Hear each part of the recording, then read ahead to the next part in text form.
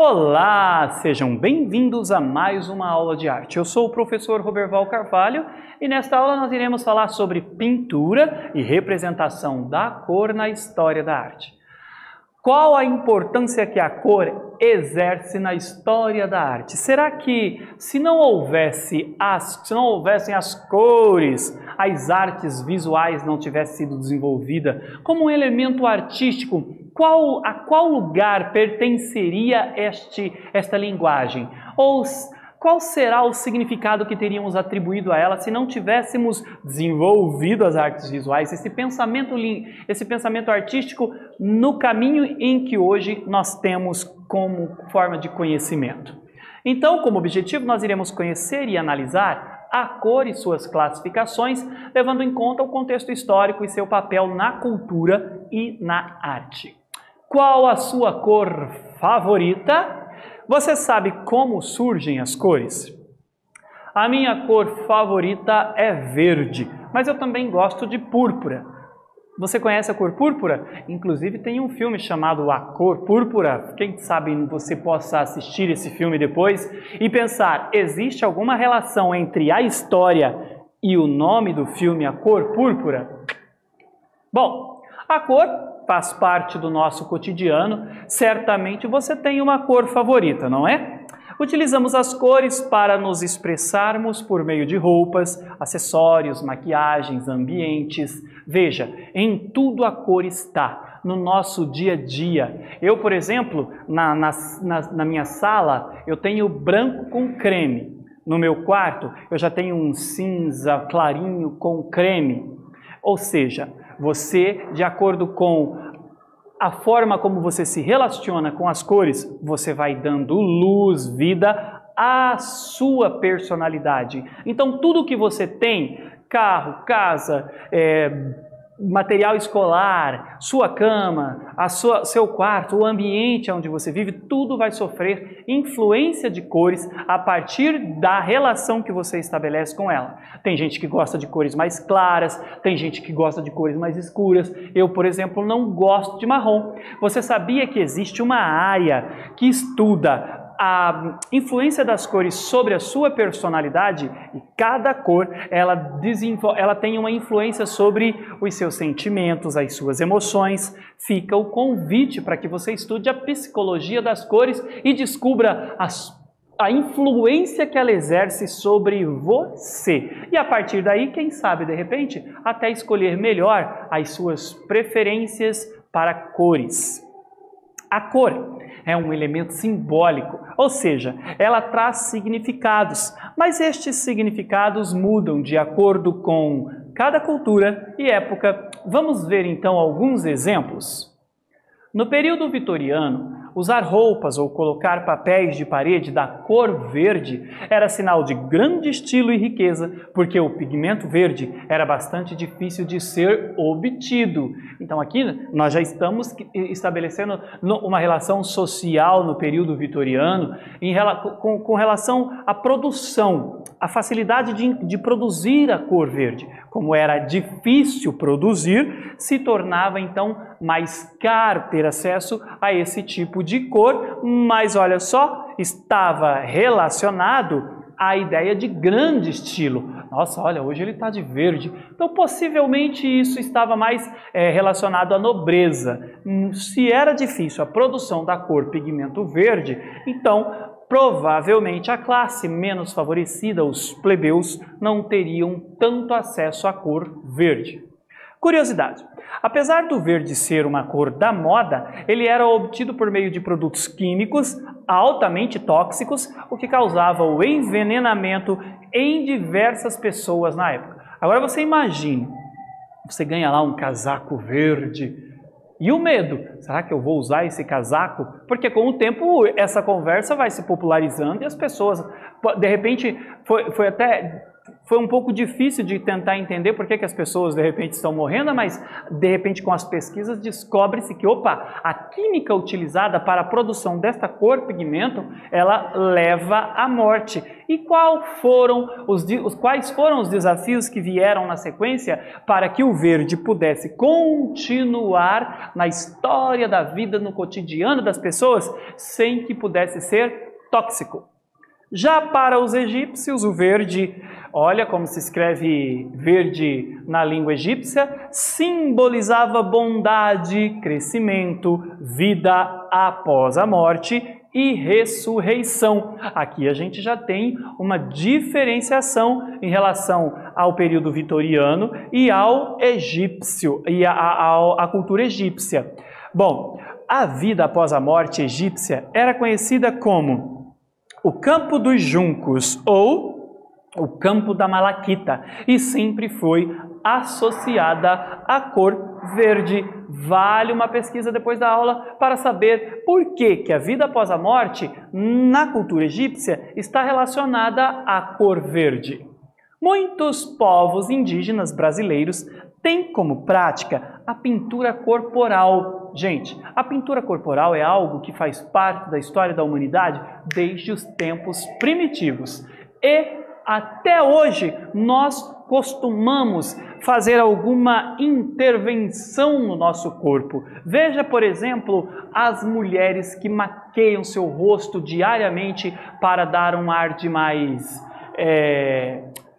como que eu posso dizer, mais glamuroso, chamar mais atenção. Isso é uma pintura corporal. E olha só, a pintura corporal indígena está presente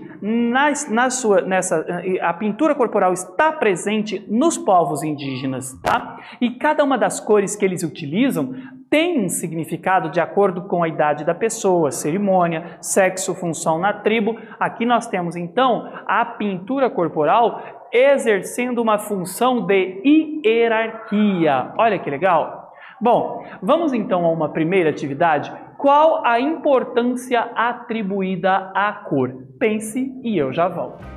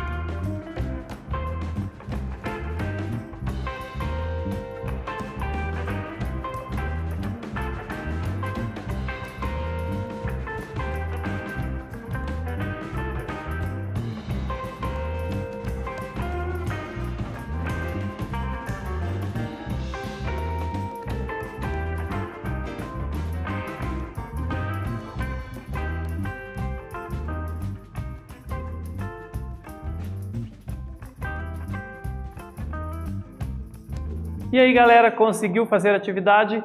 Como sugestão de resposta, eu direi a vocês que utilizamos as cores para nos expressarmos por meio de roupas, acessórios, maquiagens, ambientes e outros meios. Mas conseguimos enxergar as cores? Olha que pergunta curiosa! Conseguimos enxergar as cores? A cor é a forma como o cérebro interpreta os sinais eletronervosos vindo do olho, que são resultantes da emissão da luz proveniente de um determinado objeto iluminado. Resultantes da emissão da luz proveniente de um determinado objeto iluminado. E aqui nós temos um esqueminha, veja, sobre como nós enxergamos a cor dos objetos. As cores ainda são divididas em cor luz e cor pigmento. Vamos então ver um pouco sobre essa ideia de cor luz e cor pigmento. Na cor pigmento, ou seja, a cor pigmento, é a cor refletida por um objeto, isto é, a cor que o olho humano percebe, certo? Então, cor pigmento está relacionado à cor que o humano percebe. Aqui tem um esqueminha explicando para vocês como se dá essa percepção das cores a partir do contato com o objeto. O branco é a mistura de todas as cores e o preto é a ausência de cor. Com certeza você já estudou isso em anos anteriores. No grupo cor-pigmento, historicamente, as cores primárias são azul, vermelho e amarelo, como Leonardo da Vinci estabeleceu em sua teoria. Durante séculos, artistas utilizaram e continuam utilizando essas cores primárias para formar a extensa paleta empregada em suas obras. Quando a gente entra para a escola, lá nos primeiros anos de estudo, né? Já no Jardim 1, 2, 3, uma das primeiras coisas que a gente vai começar a compreender é sobre as cores primárias, a mistura delas, as cores secundárias, terciárias e o círculo cromático. Com certeza você já sabe tudo isso e tem ideia, uma noção básica do que eu estou apontando para vocês. Aqui eu trouxe para vocês as cores primárias, cores pigmentos, azul, vermelho e amarelo. Leonardo da Vinci criou o Trattato della Pintura em italiano, ou Tratado da Pintura, que é uma coleção de escritos do pintor italiano, na qual ele se ocupa com assuntos técnicos e com os fundamentos do desenho e da pintura. Vamos então a mais uma atividade? A partir dos conteúdos estudados, escreva o que você aprendeu sobre a cor pigmento, pense e eu já volto.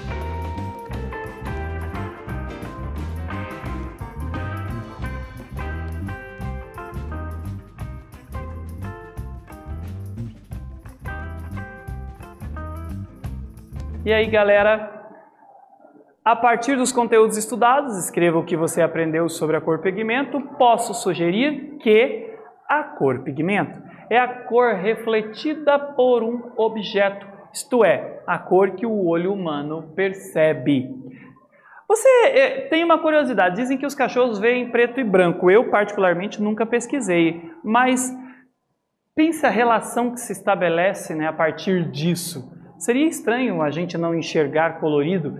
Cor digamos que é um presente, assim como nas culturas antigas atribuem tudo aos deuses sobre coisas que acontecem na nossa vida. Então, digamos que é um presente transcendental que está além, né, de nós. Imagine a vida sem cor. A cor, ela representa, ela fala muito sobre nós. Como eu disse, a minha cor preferida é o verde. Então, até porque eu tenho os olhos verdes, então eu acho que tem a ver com isso. Mas o verde também, por exemplo, nós vimos ali que está atribuído no período vitoriano a riqueza, né, muito voltado para a nobreza, mas você veja, o verde, hoje na nossa cultura, nós temos como verde esperança, aquilo que a gente tem como, atribui-se à esperança, a ideia de esperar por dias melhores, de esperar por situações melhores, também está atribuído ao money em alguns casos. Então, em diversas culturas, o verde vai exercer funções diferentes, né? Um olhar diferente. Como, por exemplo, o preto no Brasil é tido como luto, mas em outras culturas o preto não simboliza o luto, assim como o branco para nós representa a paz e em outras culturas representa o luto. Então, dependendo de cada cultura, vai se ressignificar aquela cor. E ela vai ser traduzida de uma maneira diferente. O legal é pensar como que historicamente essa cor foi atribuída dentro dessa ideia. Agora eu lhe faço um convite. Que tal você pensar, depois da nossa aula, num trabalho, num desenho, em que você ressignifica as cores? Por exemplo, você pode dar uma nova ideia ao azul, ao branco, tentando estabelecer novas possibilidades de perceber através das suas sensações e tentar recriar uma ideia diferente sobre as cores, propondo uma experiência visual nunca experimentada. Talvez vá precisar de um pouco de explicação, mas fica o convite, um desafio para você ressignificar o significado das cores. Bom, nessa aula nós estudamos as cores nas diversas culturas e épocas e suas classificações. Eu espero que você tenha gostado e até breve.